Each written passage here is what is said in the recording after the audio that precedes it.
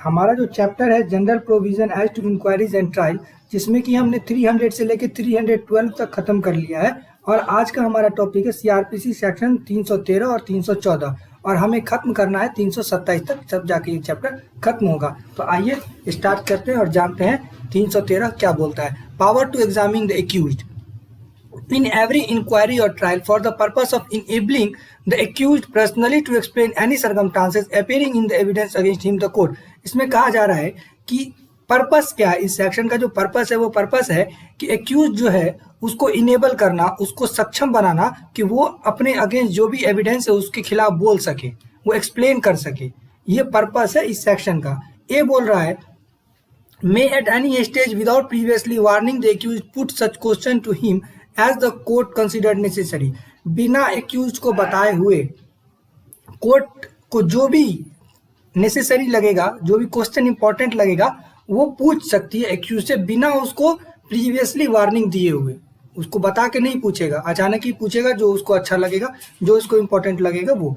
B shall after the witness for the prosecution have been examined and before he is called on for his defense question him generally on the case। अब ये चीज होगा कब? जब examine कर लिया जाएगा प्रोसिक्यूशन के द्वारा, जब एग्जामिन हो जाएगा और डिफेंस होने से पहले ये जो काम होगा अपना डिफेंस के लिए जब उसको बुलाया जाएगा उससे पहले और प्रोसिक्यूशन के एग्जामिन के बाद ही वो बोल सकता है। ये जो प्रोसेस है वो होगा इन दोनों के बीच में।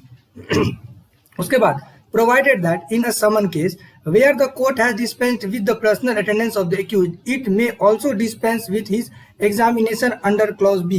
अब अगर जैसे समन केस है कोई, तो समन केस में ऐसा होगा कि अगर कोर्ट डिस्पेंस कर देती है पर्सनल अटेंडेंस एक्यूज्ड का, तो फिर वो इस क्लॉज बी में 313 के क्लॉज बी में वो लागू नहीं होगा, वहां पर वो लागू ही नहीं होगा अगर समन केस है और पर्सनल अटेंडेंस को डिस्पेंस कर दिया गया है तो। अब यहाँ पर एक इम्पोर्टेंट बात है कि जो वारंट केस, यहाँ पे समन केस जहाँ पे लिखा गया है, ये सिर्फ समन केस के लिए ही नहीं है। यहाँ पर एक केस हुआ था, उस केस का नाम था राज पाटिल, बासु राज पाटिल, ऐसा करके ही कोई केस था एक। उसमें कहा गया था कि वारंट केस में भी ये लागू होगा, लेकिन एक नेसेसरी जो भी जरूरी है कि जो भी कारण है उसके पीछे वो इम्पोर्टेंट कारण होना चाहिए। ऐसे समन केस में आप जनरली कर सकते हैं, अगर कोर्ट का अधिकार है, लेकिन अगर वारंट केस है तो फिर अगर आप एप्लीकेशन लगाते हैं, आपके भी आप पर कोई एप्लीकेशन लगाता है, तो फिर आपका पर्सनल अटेंडेंस डिस्पेंस किया जा सकता है, लेकिन आपको एक बहुत इंपॉर्टेंट कारण बताना पड़ेगा। तो यहाँ पर वारंट केस में भी ये लागू होगा। ये केस में कहा गया था, यहाँ पर ऐसा नहीं कहा जा रहा। उसके बाद no oath shall be administered to the accused when he examined under section 1। अब बोला जा रहा है, जनरली हम लोग क्या जानते हैं कि गीता की कसम खिलाया जाता है, और तो यहाँ पर क्या होगा, जब 313 के अंदर किसी को एक्सप्लेन करने का मौका दिया जाएगा तो उससे कसम नहीं खिलवाया जाएगा। वो गीता की कसम खा के या जो भी कसम खा के वो नहीं बोलेगा, वो डायरेक्ट बोलेगा जो उसके मन में आएगा। Third, the accused shall not render himself liable to punishment by refusing to answer such question or giving false answer to them। इसमें कहा जा रहा है कि जो एक्यूज्ड है अगर वो झूठा गवाही दे रहा है, मतलब झूठ बोल रहा है, या किसी भी क्वेश्चन का आंसर देने से रिफ्यूज कर रहा है, उसके लिए वो उसको सजा नहीं मिल सकता। अगर वो झूठ भी बोल रहा है ना, गलत भी बोल रहा है, फिर भी बाद में साबित हो जाता है कि ये आदमी फॉल्स बोल रहा था, तो उसको उस केस के लिए सजा नहीं मिलेगा। उसके बाद 4 बोल रहा है the answer given by the accused may be taken into consideration in such inquiry or trial and put in evidence for or against him in any other inquiry into or trial for any other offence which such answers may tend to show he has committed. ये बहुत important है। यहाँ पर कहा जा रहा है कि जो आदमी है वो उसके सामने एक एविडेंस दिया गया, जो भी ट्रायल है और जो भी एविडेंस है उसके अगेंस्ट में वो उसको एविडेंस दिखाया जाएगा, और वो दिखाने के बाद उससे पूछा जाएगा कि ये एविडेंस आपके खिलाफ है, तो यहाँ पर आप क्या करने गए थे, या आपने क्या कोई भी काम ऐसा किया जो उसने नहीं किया था लेकिन एविडेंस था उसके पास, प्राइमा फेसी एविडेंस उसको दिखाया जाएगा। तब वो एक्सप्लेन करेगा कि ये एविडेंस कहाँ से आया और इस एविडेंस के पीछे का कहानी क्या है। मैं कुछ दूसरा काम करने गया था वहां पर, तो तीसरा काम हो गया जिसका मेरे पे ट्रायल चल रहा है, वो केस, वो जो ऑफेंस है वो हमने कमिट नहीं किया, मैं वहां पर किसी दूसरे कारण से गया था। फॉर एग्जाम्पल, थोड़ा उलझा हुआ है यहाँ पर, थोड़ा आंसर इसका एक एग्जाम्पल जानते हैं। एग्जाम्पल ये है कि एक आदमी था जो कहीं पर कुछ काम से गया था, एक आदमी को थप्पड़ मारने के लिए गया था। फॉर एग्जाम्पल, एक दो आदमी का झगड़ा चल रहा था, तो एक आदमी के घर गया, उसके साथ खूब झगड़ा हुआ, उसने 2-4 थप्पड़ मारा और फिर वो वहां से गाड़ी लेके चला आया वापस। अब जब वो चला आया तो इसी की आड़ में किसी ने क्या किया, उस आदमी को गोली मार दिया, कोई तीसरा आदमी गोली मार दिया उसको, वो आदमी तो मर गया। तो अब क्या हुआ, जब सीसीटीवी का कैमरा निकला तो सीसीटीवी कैमरे में ये तो कैद हो गया था, पर जिसने किया था वो तो चालाकी से किया होगा, तो वो कैद नहीं हुआ। तो इससे पूछा जाएगा कि आप तो सीसीटीवी कैमरे में आ गए, तो आप यहाँ पर करने क्या गए थे? तो वो बोलेगा कि नहीं, मैं सिर्फ उसको मारने गया था। तो जो मारने गया था, चाहे ग्रीवियस हर्ट हो चाहे कुछ भी हो, तो उस पर दूसरा केस चलेगा, लेकिन ये केस नहीं चलेगा कि वो मर्डर किया था, क्योंकि जब जिस टाइम में मर्डर हुआ था उस टाइम में वो वहां पर गया जरूर था, लेकिन उसने खून किया नहीं था।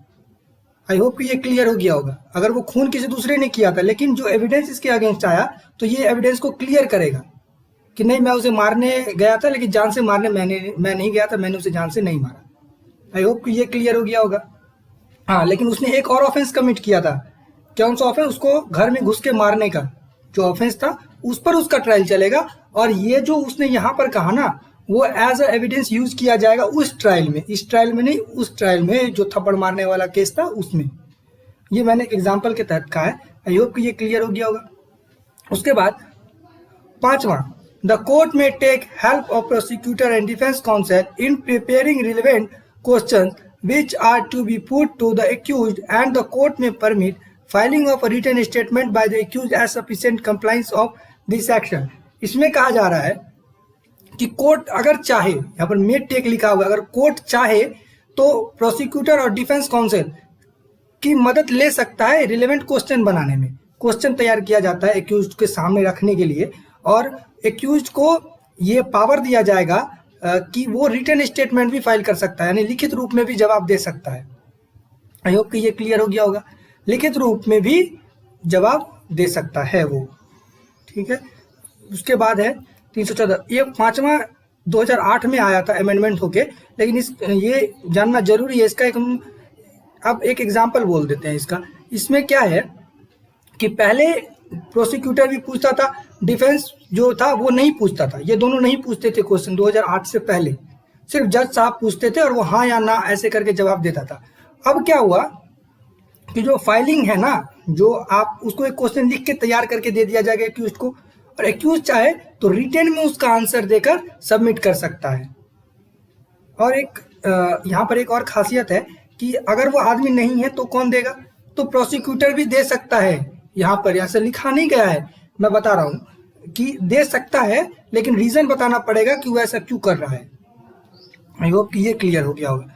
उसके बाद 314, oral arguments and memorandum of argument.